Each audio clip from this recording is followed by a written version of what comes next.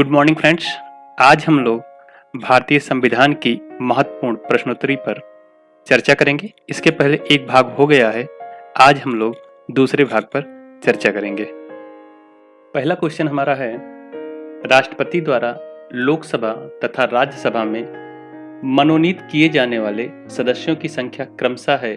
पहला विकल्प हमारा है 12/2, दूसरा विकल्प है 2/12, तीसरा विकल्प है 12/12, चौथा विकल्प है 2/2। इसका राइट आंसर होगा 2/12। लोकसभा में कितने मनोनीत होते हैं? 2। लोकसभा में मनोनीत की संख्या कितनी होती है? 2 होती है। ये कैसे होते हैं? आंग्ल भारतीय होते हैं या आंग्ल भारतीय होते हैं। और राज्यसभा में कितने मनोनीत होते हैं? 12। राज्यसभा में मनोनीत की संख्या होती है कितनी? 12। ये किस क्षेत्र से आते हैं? ये 4 क्षेत्र से आते हैं। कला,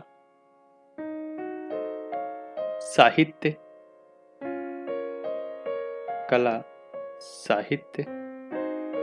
विज्ञान, समाज सेवा।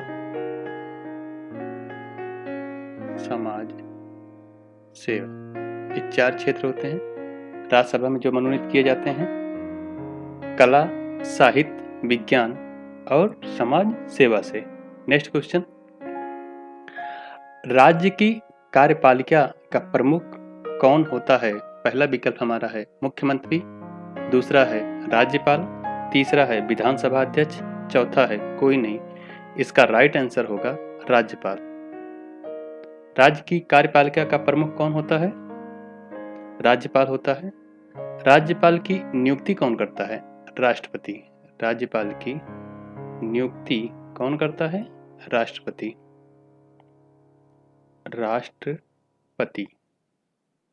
राज्यपाल का कार्यकाल कितने दिन का होता है? नोट करने भी, कार्यकाल 5 वर्ष।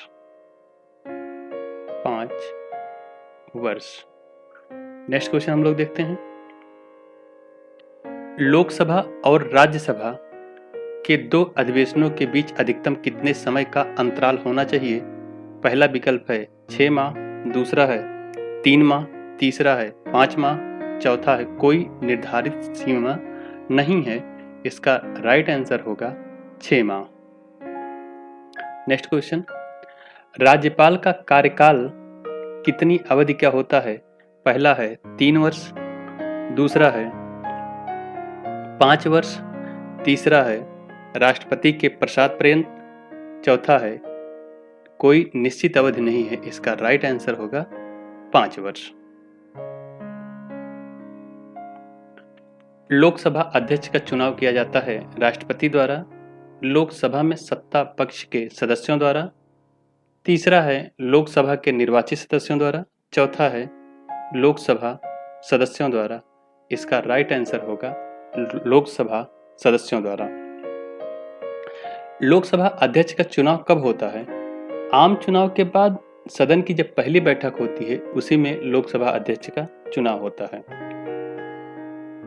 नेक्स्ट देखते हैं हम लोग, धन विधेयक सबसे पहले किस सदन में पेश किया जाता है? पहला है लोकसभा में, दूसरा है राज्यसभा में, तीसरा है लोकसभा व राज्यसभा किसी में भी, चौथा है उपरोक्त में से कोई नहीं सही। इसका राइट आंसर होगा लोकसभा में। कोई विधेयक धन विधेयक है या नहीं, इसको प्रमाणित करने का कार्य किसका होता है? लोकसभा अध्यक्ष का होता है। धन विधेयक को लोकसभा में पेश करने के पूर्व राष्ट्रपति से अनुमति लेना अनिवार्य होता है। नेक्स्ट क्वेश्चन हम लोग देखते हैं, निम्न में से किस संघ राज्य क्षेत्र में विधानसभाएं हैं? पहला विकल्प हमारा दिल्ली चंडीगढ़, दूसरा है पुदुचेरी दिल्ली, तीसरा है चंडीगढ़ लक्षद्वीप दिल्ली, चौथा है दिल्ली पुदुचेरी लक्षद्वीप। इसका सही उत्तर होगा पुदुचेरी और दिल्ली। नेक्स्ट देखते हैं हम लोग, राज्यसभा के बारे में सही है। नंबर 1, यह एक स्थायी सदन है। नंबर 2, इसके सदस्यों का कार्यकाल 6 वर्ष होता है। नंबर 3, इसके सदस्यों की न्यूनतम आयु 30 वर्ष होती है। नंबर 4, उपरोक्त सभी सही। इसका राइट आंसर होगा उपरोक्त सभी सही। नेक्स्ट, निम्नलिखित में से किस पद की व्यवस्था संविधान में नहीं है? निम्नलिखित में किस पद की व्यवस्था संविधान में नहीं है?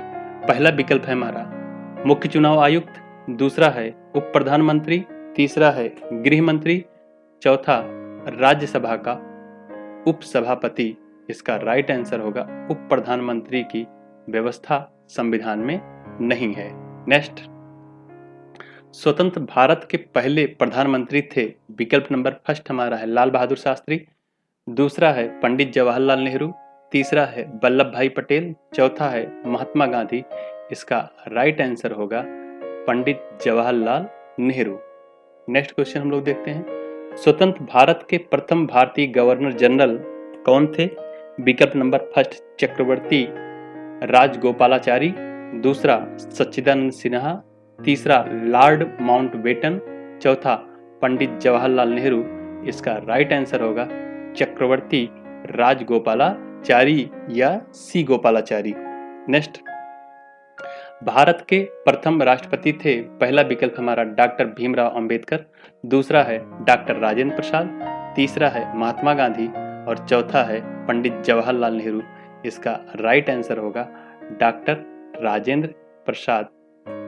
नेक्स्ट क्वेश्चन देखते हैं, संसद की संयुक्त बैठक की अध्यक्षता कौन करता है?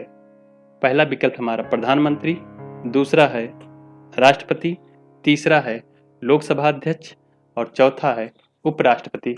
इसका राइट आंसर होगा लोकसभा अध्यक्ष जो होता है वो संसद की संयुक्त बैठक कौन करता है? लोकसभा अध्यक्ष।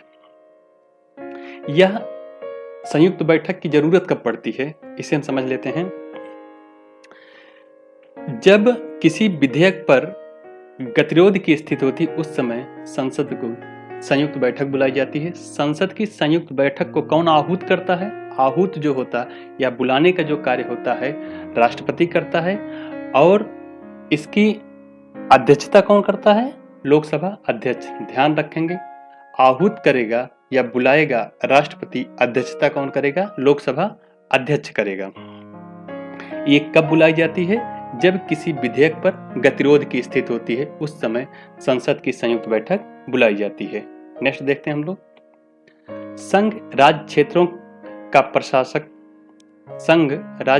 का प्रशासन कौन चलाता है? उपराज्यपाल, राष्ट्रपति द्वारा नियुक्त प्रशासक, तीसरा मुख्यमंत्री, चौथा उपरोक्त सभी सही। इसका राइट आंसर होगा राष्ट्रपति द्वारा नियुक्त प्रशासक। राष्ट्रपति द्वारा नियुक्त प्रशासक। नेक्स्ट देखते हैं हम लोग, केंद्र सरकार का प्रथम विधि अधिकारी होता है। पहला है भारत का मुख्य न्यायाधीश, दूसरा है केंद्रीय विधि मंत्री, तीसरा है महान्यायवादी, चौथा है महाधिवक्ता। इसका राइट आंसर होगा महान्यायवादी। महान्यायवादी की नियुक्ति संघीय मंत्रिपरिषद की सलाह पर राष्ट्रपति द्वारा की जाती है। महान्यायवादी की नियुक्ति संघीय मंत्रिपरिषद की सलाह पर राष्ट्रपति द्वारा किया जाता है।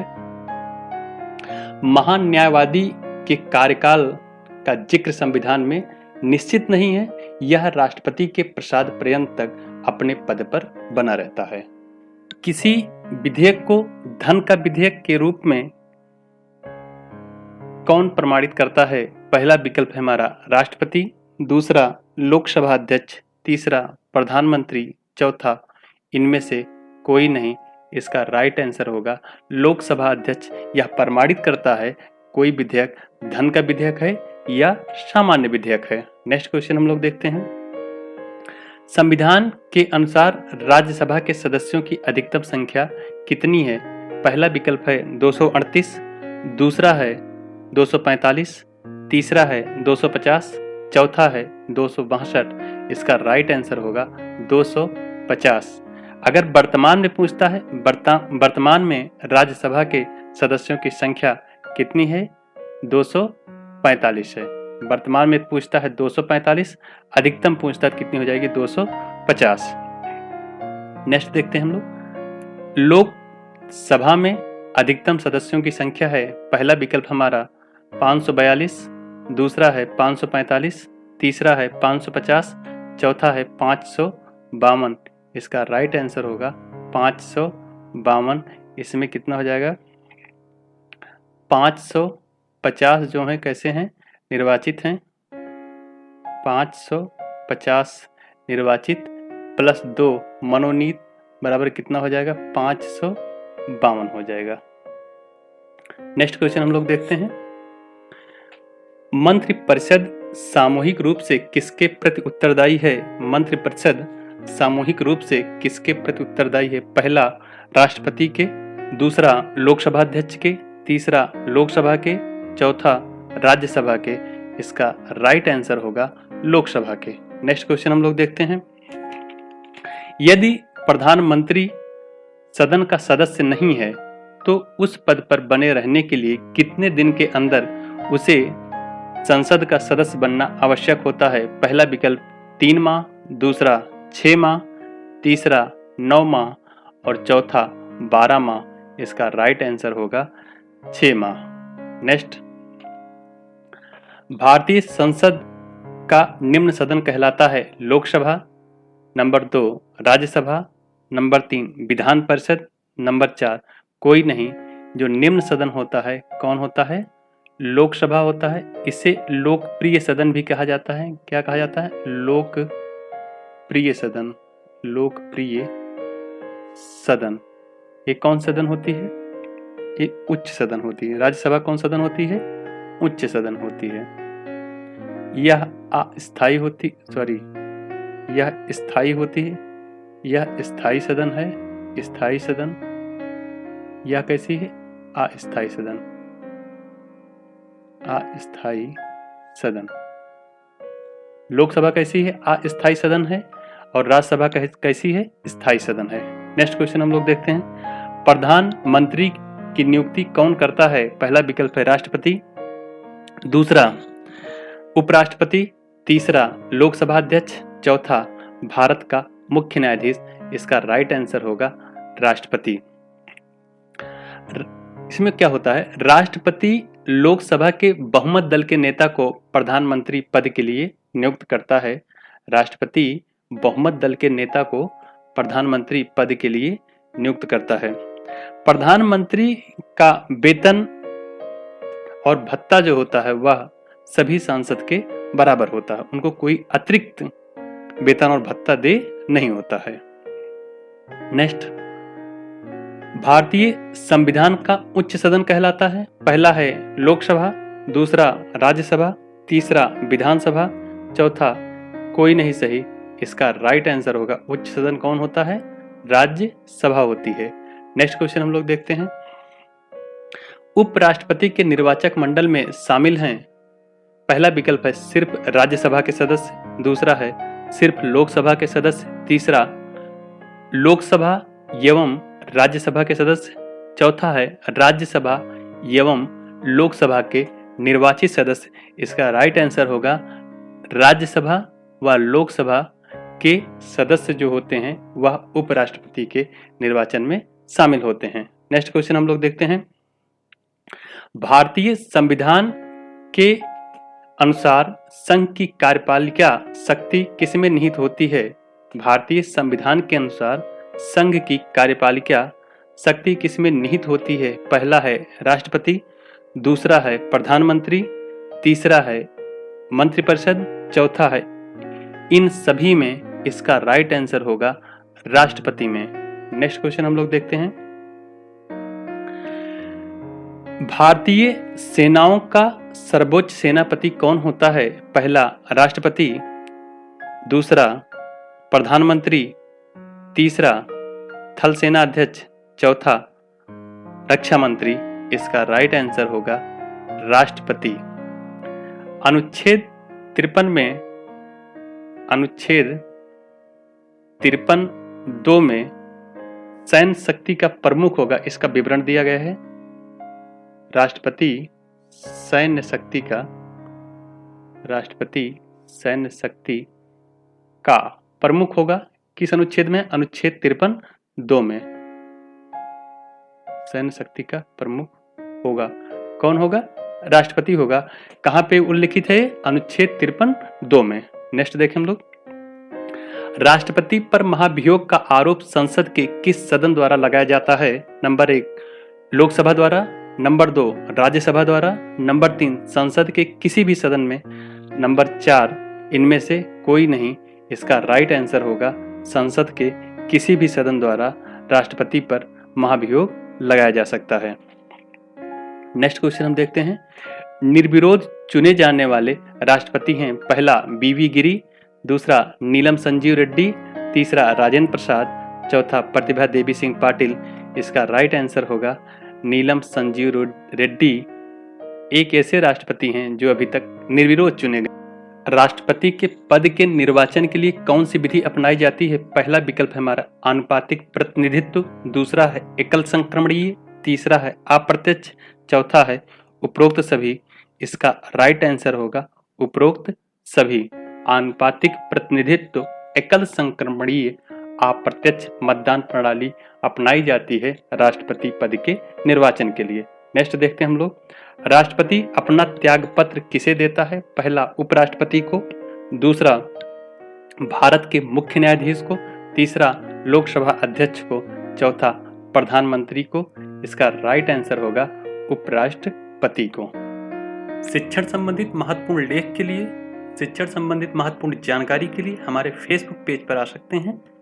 Thank you for watching video. हमारे यूट्यूब चैनल को सब्सक्राइब करें, लाइक करें और अधिक से अधिक अपने दोस्तों तक पहुंचाएं, जिससे उनको भी इसका लाभ प्राप्त हो सके।